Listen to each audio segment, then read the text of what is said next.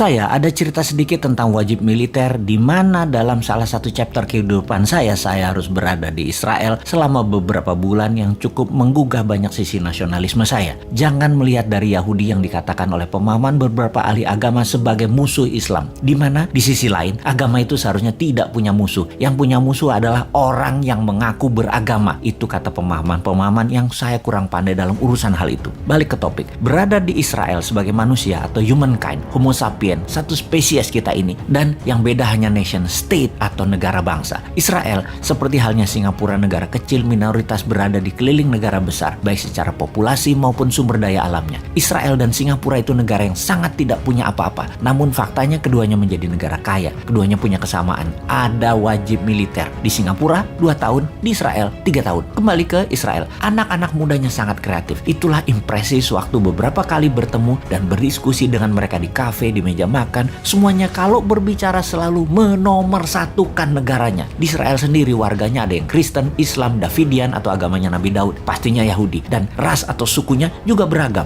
Jadi Israel sebagai nation, apapun agamanya, warganya sangat militan karena 3 tahun di kawah Chandra di muka nasionalisme mereka dibangun yang bernama wajib militer. Selain dari sebagai tentara cadangan, juga sebagai bentuk doktrin nasionalisme. Semua orang faktanya, orang Israel itu yang muda-muda itu sampai yang tua, semua orang jago bela diri, jago teknologi militer, persenjataan, dan kompak. Singapura melakukan hal yang sama. Karena itu, apa yang terjadi kalau Indonesia negara yang besar ini? Di Indonesia ada wajib militer. Nasionalisme generasi muda dan generasi di tahun 2045 ke atas, Indonesia pasti menjadi negara yang sangat dikagumi, sangat dihormati, dan sangat disegani. Ada sebuah cerita nyata, namun ini bukan mewakili semua orang. Jangan disamaratakan. Sekali lagi, ini kisah nyata saya dan jangan digeneralisir. Ini semua just for the sake of discussion. Untuk itu, saya minta izin, saya menyebut sebuah ras. Sahabat saya ini keturunan Tionghoa, sangat kaya dan sukses, berbisnis plastik beserta turunannya. Bahkan bahan bakunya 100% dari Tiongkok, menjadi top 5 pebisnis plastik kemasan di Indonesia. Sangat sukses.